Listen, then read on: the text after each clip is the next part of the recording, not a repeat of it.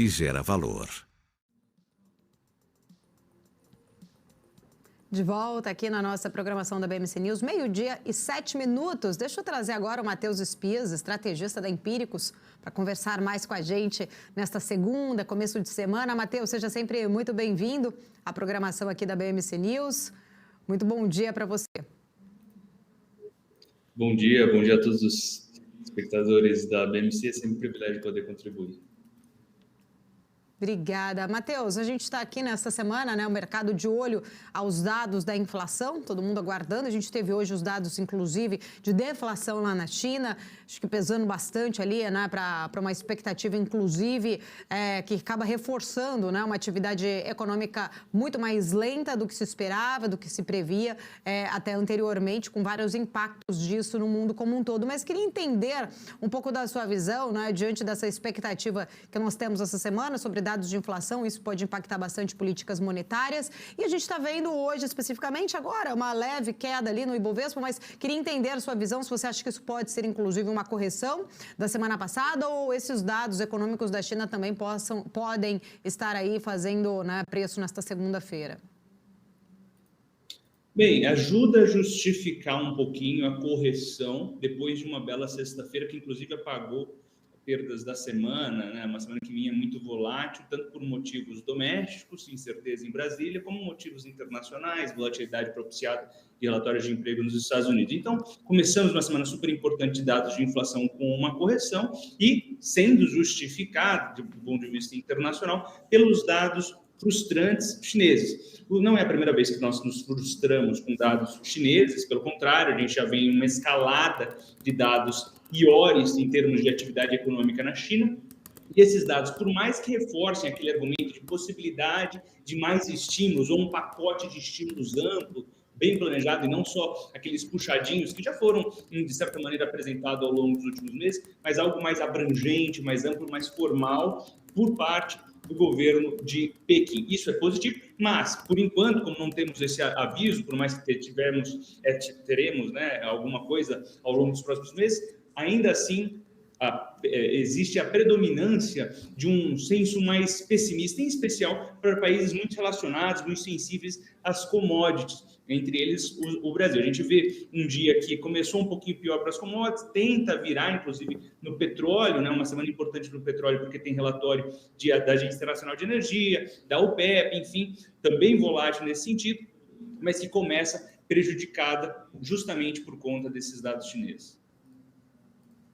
Oi, Matheus, bom dia. É o Felipe falando agora contigo. Ainda nesse movimento, de repente, de uma correção ou num movimento de, talvez, repique também do que a gente teve na semana passada por conta da reforma tributária, a gente vê hoje um setor de varejo um pouco mais pessimista, né? Dado que a gente viu na semana passada algumas queimas de prêmio na curva de juros, a gente viu um dólar um pouco mais atraente, né?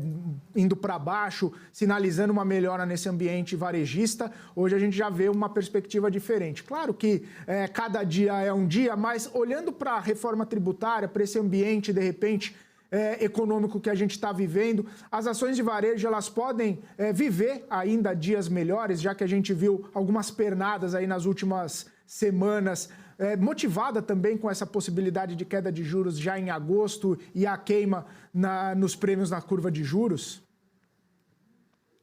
Precisamente, talvez essa sua fala tenha sido fundamental para a gente entender, porque cada vez mais o mercado brasileiro, assim, o mercado global de certa maneira, mas o mercado brasileiro tem se tornado muito sensível a fatores macroeconômicos e não propriamente fundamento das empresas. Então, em termos de economia real, é difícil ainda ter algum espaço para ter otimismo em relação ao ano, por mais que nós tenhamos, ao longo dos últimos meses, revisado de maneira positiva os dados para a economia real, em termos de projeção para o ano fechado. Agora, o grande gatilho foi a percepção de queda dos juros e possibilidade, consequentemente, de a gente ter reavaliação, o re-rating dos valuations dessas empresas.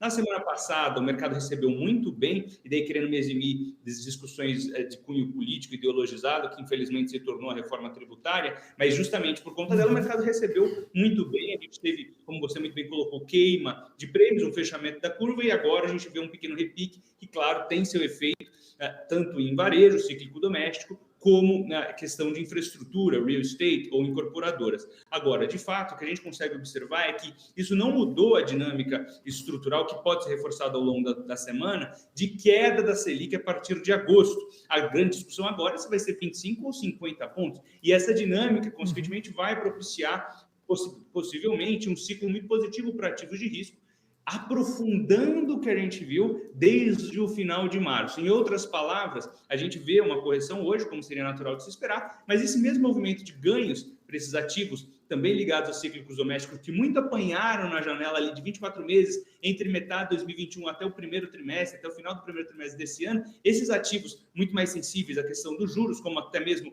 saindo de cíclicos domésticos, mas outros setores também ligados a small caps, né, que têm andado auto-performado em Bovespa, podem ter uma avenida de crescimento mais farta para o resto de 2023, entrando em 2024, possivelmente com o pé direito, lembrando sempre nessa dinâmica macroeconômica de ciclo de queda de juros.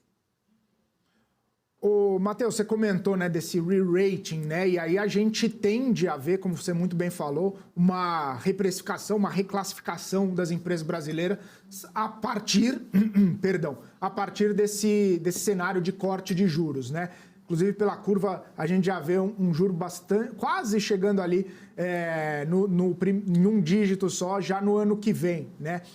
Eu queria entender, na sua visão, quais poderiam ser as empresas ou, de repente, os setores mais beneficiados dessa reclassificação. A gente tem um fluxo bastante grande para blue chips, né, justamente por conta da visão do estrangeiro, mas a gente, de repente, tem umas small caps ali que podem ser reprecificadas ou ser reavaliadas na interpretação de alguns institucionais aqui no Brasil também. Quais poderiam ser, né, esses setores? Como que você está avaliando essa possibilidade de olhar para uma blue chip que tem, inclusive algumas já tiveram retornos bastante expressivos aí ao longo desse ano, ou olhar para uma small caps que tem uma possibilidade maior, de repente de uma pernada um pouco mais alta? Como você faz essa avaliação, essa análise mesmo? Perfeitamente. Só para trazer isso para a realidade dos que nos assistem, esse re-rating que eu falei, só explicando, é exatamente o contrário do processo que a gente viveu entre 2021 e 2022, que foi uma avaliação baixista dos múltiplos, porque deveriam valer menos, uma vez que a taxa de juros estava subindo. Então, se você traz valor presente os fluxos de caixa, eles valem menos. Agora a gente tem o processo inverso desse mesmo movimento. Naturalmente, as empresas que mais apanharam antes por conta desse movimento seriam as mais beneficiadas. A gente já citou cíclicas domésticas e incorporadoras, mas tudo que tem duration longo em bolsa, né, ou seja, que tem os fluxos de caixa muito lá na frente, são privilegiadas. Então, aquelas empresas associadas a mais crescimento, ou às vezes, né, não é tão tradicional da Bolsa Brasileira, tem um outro nome que pode se diferenciar, mas de tecnologia voltam a se associar a essa tese de crescimento. Teses de infraestrutura também podem ser bons nomes, até mesmo shopping centers, que pegam duas facetas, né? De um lado, você tem a questão de real estate, você tem a questão de imobiliário, do business deles, e do outro lado, você tem o varejo. Então, elas são sensíveis a dois eixos, né?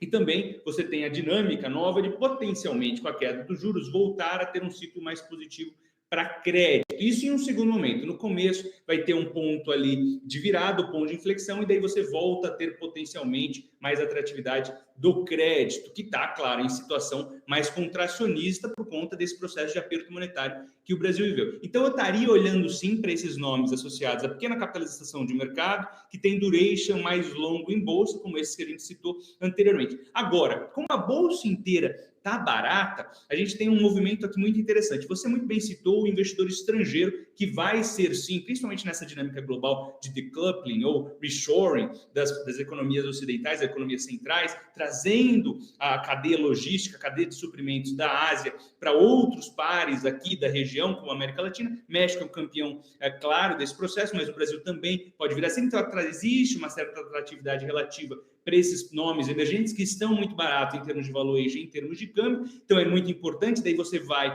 ter também a questão das blue chips ganhando bastante impulso. Mas aqui você tem, de maneira doméstica, quem realmente entende de small caps, que é um investidor institucional local, que está ainda na dinâmica perversa de resgates líquidos mensais, mas que essa dinâmica tem se netado, essa dinâmica tem caminhado para zero em termos de resgates líquidos. Quando você tem muito resgate na indústria, esses gestores, inclusive gestores tradicionais, são obrigados a vender os próprios ativos, gerando uma lógica perversa na indústria. A partir do momento que você começa a ter perspectiva de queda dos juros e a bolsa começa a subir, você começa a zerar esse resgate líquido e começa, em um segundo momento, ter aportes líquidos. Isso é positivo também para a indústria. Daí você tem um impulso, para além das blue chips, que está muito mais associado com o investidor estrangeiro, para as small caps. E daí você tem também, claro, uma combinação muito interessante a ser feita aqui, um 80-20, por exemplo, até 25-75, uma pessoa mais arrojada, 70-30, como você compõe a sua carteira. Porque mesmo as ações que a gente poderia considerar generais ou de grande qualidade, elas também são baratas. Elas tendem a andar menos percentualmente, valorizar-se menos. Entretanto, como elas estão baratas, estão no nível de atratividade, é uma combinação interessante. Ações mais sensíveis, que vão se multiplicar mais, e ações muito boas de qualidade, que estão baratas, que podem caminhar bem, não tanto quanto os small caps, mas caminhariam bem, independente de qualquer coisa, com um ciclo de queda da taxa Selic. Ainda nesse sentido, né, de apetite ao risco, de repente o investidor está num momento mais propício para aproveitar algumas oportunidades, a gente tem visto uma série de emissões, né, tanto do lado da dívida, do crédito, quanto do lado de follow-on, de colocação, né, de mais ações ali no mercado de captação das empresas. Esse é um momento em que a gente olha o cenário e dá para perceber que está numa virada de momento, quando a gente percebe mais empresas indo captar, mais empresas recorrendo ao mercado de capitais e tendo demanda para isso, né? A gente vê a própria Petrobras emitindo dívida, tá certo que lá fora, mas pegando bastante, vendendo praticamente todas a emissão dela, outras empresas também aqui no Brasil emitindo dívida, emitindo ações e capturando, né, esse momento do mercado. Você consegue perceber que é esse momento, pelo menos essas situações que estão acontecendo, parecem que sugerem essa virada também que a gente está conversando aqui? Eu entendo que sim, e você citou muito bem as teses de financial deepening. Foram as grandes campeãs daquele ciclo de 2016 a 2019, onde a gente teve, olha só, paralelamente, queda da taxa Selic, daquele patamar de 14,25% para 6,5%. A gente teve outra rodada de cortes já durante a pandemia, que foi de 6,5% para 2%, daí você pode julgar equivocadamente ou não nos cabe aqui, eu acho que sai um pouquinho do escopo, mas a gente teve também dois movimentos muito bacanas de financial deepening. O que é isso? É um enraizamento financeiro que beneficia grandes teses associadas ao investidor de varejo. É isso que a gente está observando de follow-ons, eles, claro, que já são sinais de que a gente começa a ver uma sobrevida no mercado de capitais, ou a gente começa a ver uma recuperação desse mercado de capitais que ficou esterilizado no ano passado. Ano passado foi um daqueles anos que a gente teve 0 IPOs. Depois de uma safra enorme de IPOs em 2021, inclusive muita coisa que sequer deveria ter aberto capital veio à bolsa, então uma safra ruim de IPOs, esterilizou muito nos investidores locais, então você não teve IPO ano passado. Historicamente, depois de um ano sem IPOs, você tem um ano fraco de IPOs, a gente nunca teve 2 anos, desde o começo da série ali, 2000, ali, desde o pós-plano real, 2 anos seguidos, 0 IPO, a gente nunca teve. A gente teve 0 IPO, daí no ano seguinte, 1 IPO, assim, e a gente pode vir a ter nesse segundo semestre, caso a gente continue vendo essa mesma tendência, uma rodada de alguns IPOs, esperemos nós que de uma safra melhor do que vem em 2021.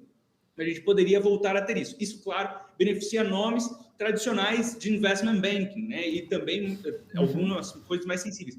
Por exemplo, BTG Pactual, a XP, o próprio Itaú, quando a gente observa na lógica de IB, outros nomes dentro de bancão, né, investment banking, também associados a isso, e depois uma segunda derivada também, empresas menores também listadas em bolsa, como BR Partners, entre outros players. Ou seja, a gente pode ter sim uma dinâmica associada, essa dinâmica de virada de mão na indústria, que está parando o resgate, vai começar a ter aportes líquidos no segundo momento.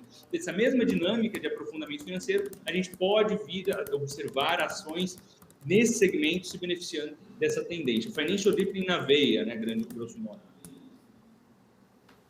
Matheus, agora só para a gente encerrar aqui, também queria falar sobre a questão da Petrobras, que está enfrentando aí, acho que um novo embate, vamos dizer assim, com o governo, né? Sobre toda a questão do custo do gás natural. Funcionários da companhia dizem que essa pressão aí pode fazer, né, que fique aquém ali das metas do governo, inclusive de reduzir os preços do gás natural em 40%, devido ao alto custo de extração em águas profundas. Eu queria entender um pouco da sua visão em relação a este tema, porque há uma grande preocupação também em possibilidade de interferência do Ministério ali, do governo em si, dentro da companhia. Você acha que isso, de fato, pode acabar pesando aí para a reação do papel, né, para a questão do papel, de uma desvalorização, inclusive, de Petrobras? Definitivamente, a percepção para com a empresa e a impossibilidade de ingerência do governo é um receio que o mercado tem desde a eleição.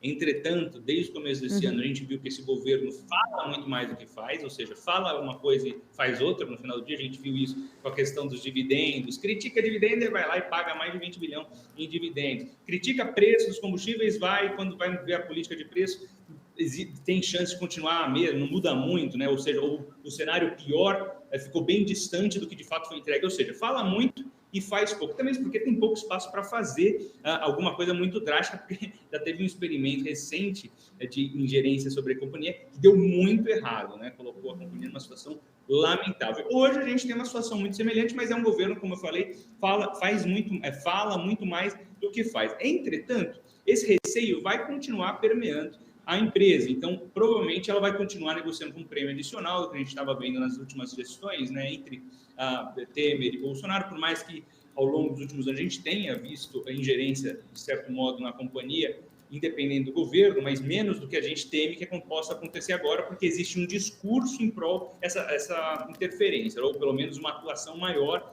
em relação à redução de preços de combustível, em relação de preço do gás, etc. Agora, não ajuda também o fato do presidente da companhia também ter falas truncadas. Um dia ele fala alguma coisa e agrada o mercado, outro dia ele fala uma coisa e está muito pessimista. O que eu quero dizer? Essa percepção e associação política deve continuar permeando a empresa, então não é uma empresa que deve, por mais que tenha espaço para ganhar um pouquinho, né, porque apanhou demais e continua barata em termos internacionais, ela vai continuar com esse prêmio, esse desconto,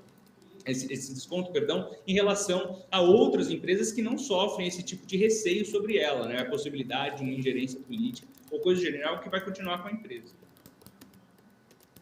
Maravilha. Matheus, quero agradecer. Muito obrigada pela sua presença. Seja sempre muito bem-vindo aqui à nossa programação. Eu agradeço e um excelente dia.